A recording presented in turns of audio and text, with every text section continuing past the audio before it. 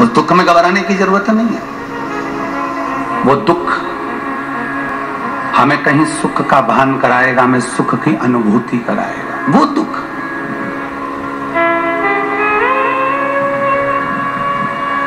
कई लोग कहते हैं बड़ा दुखी हैं गुरुजी हम तो भगवान से हमारा विश्वास उठते चले गया। काय को उठा है? पत्नी इतना दुख देती है तो उस पर से विश्वास उठा दे रहा है।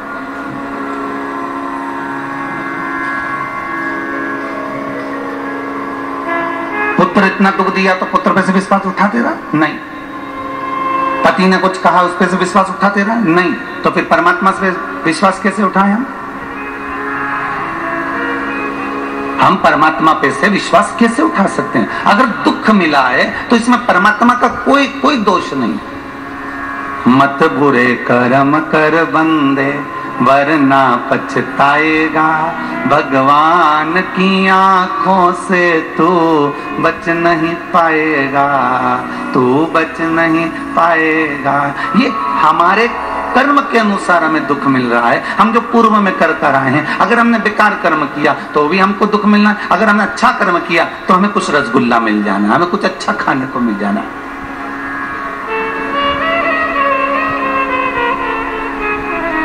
ये हमारी सोच है, ये हमारी विचार है। आप ये मानो ही मत ना कि परमात्मा दुख दे रहा, आप तो ये मानो कि हमारे कर्म का दंड हम भोग रहा है।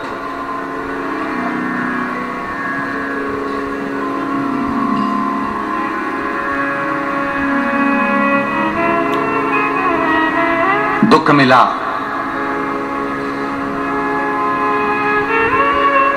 और हम रो दिए।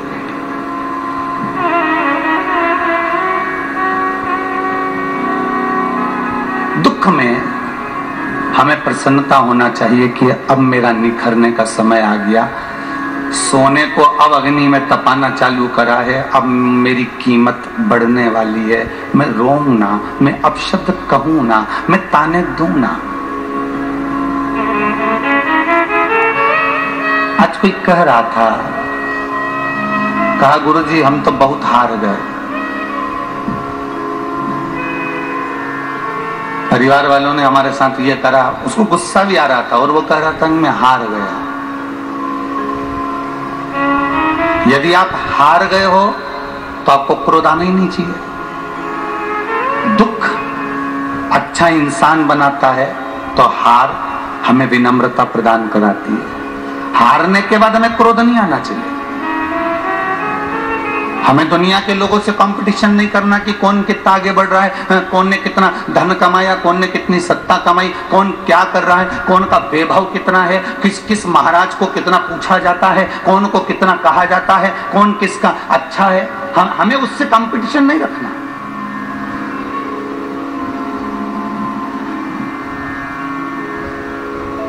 मोहल्ले में उसकी बड़ी बिल्डिंग बन गई तो हम उससे कंपटीशन नहीं, हमें नहीं रखना।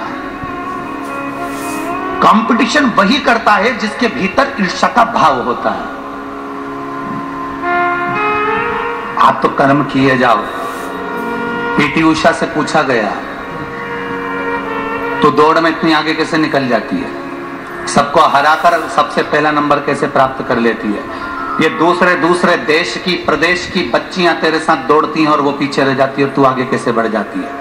पीटी उषा ने अपने इंटरव्यू में कहा, मेरी माँ भगवान कृष्ण की पूजा करती है, मेरी दादी भगवान कृष्ण की पूजा करती है। एक दिन जब मैं छोटी थी तो मेरी दादी ने कहा, बेटा भगवान कृष्ण माखन की मटकी लेकर भाग रहे हैं और गोपियां उनके पीछे भाग रही हैं। बस तू भी इतना ध्यान रखना, जिस समय दौड़ने के लिए घुटना जमीन पर टेके और वो सीटी बजाई जाए दौड़ने के लिए, उस समय पर तेरी चित्तवृत्ति में ये रहना चाहिए कि तेरी भी माखन की मटकी को लेकर कृष्ण भाग रहा है और तू गोपी बनकर उसको पकड़ने जा रही है। तेरे सामने कौन है, तेरे पास में कौन है, तेरे नजदीक में कौन है, वो भान नहीं होना चाहिए। तेरे करीब में कौन खड़ा है उसका स्मरण नहीं होना कि मुझे इसको हराना है, ये मेरे करीब में मुझे इसको हराना है, ये मेरे साथ में ऐसा करा मैं इसको हराना है। हमें हराने का भाव नहीं, हमें कृष्ण को पकड़ने का भाव होना चाहिए। उसी तरह कौन क्या कर रहा है, क्या किसको रोइए चादर तान के सोइए, उसने क्या करा उसके कर्म का दंड वो भोगेगा, उसने क्या करा उसका भोग वो भोगेगा। हमें अपना कर्म करना। राजा चंद्रसेन उज्जैन नगरी में निवास करता, शंकर का परम भक्त, शिव का परम भक्त राजा चंद्रसेन शंकर के मंदिर में इसलिए नहीं जाता था कि मैं जाऊंगा और पंडित जी ने अगर कुछ मांगा तो मुझे दुख होगा। किस बात का दुख? पंडित को देने का दुख नहीं होगा, दुख इस बात का होगा कि मैं भगवान शंकर के मंदिर में जब पंडित जी मुझसे कहेंगे कि मुझको थोड़ा सा धन दे दो, मुझे थोड़ा सा प्रसाद दे दो, मुझे ये ला कर दे दो, पंडित मुझसे मांगेगा तो मुझे दुख इस बात का होगा कि देव अधिदेव महादेव के सामने ये मेरे आगे हाथ फैला रहा है, इसलिए वो मंदिर के अंदर ही नहीं जाते थे।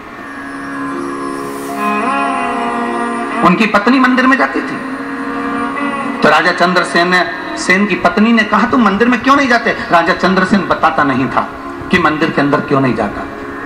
तुम भगवान को नहीं मानते? बहुत मानता हूं। शंकर को नहीं मानते? बहुत मानता हूं। शिव तो मेरे घट घट में बसा है, तो मंदिर के अंदर क्यों नहीं जाते? राजा चंद्रसेन ने एक दिन अपनी पत्नी से कहा कि मैं मंदिर में जाऊंगा पंडित जी मुझे देखकर, क्योंकि मैं पैसे वाला, मैं धनपति, मैं राजा, और राजा को देखकर किसके मन में आशा नहीं होगी कि मुझे कुछ मिले।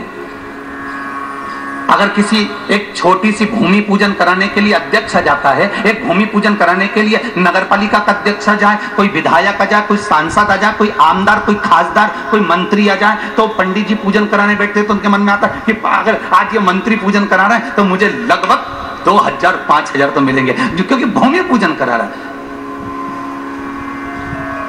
भूमि पूजन करा रहा है तो मुझे 2-5 हजार रुपया मिल जाएगा। उसी तरह राजा चंद्रसेन अगर मंदिर के अंदर जाता तो पंडित जी के मन में आता कितना बड़ा राजा आया, मुझे कुछ देगा, आशा मुझसे लग जाती। राजा चंद्रसेन कहते हैं मुझसे आशा न लगे इसलिए मैं मंदिर के अंदर ही नहीं जाता, मांगना है तो देव अधिदेव महादेव से मांगे। वो राजा चंद्रसेन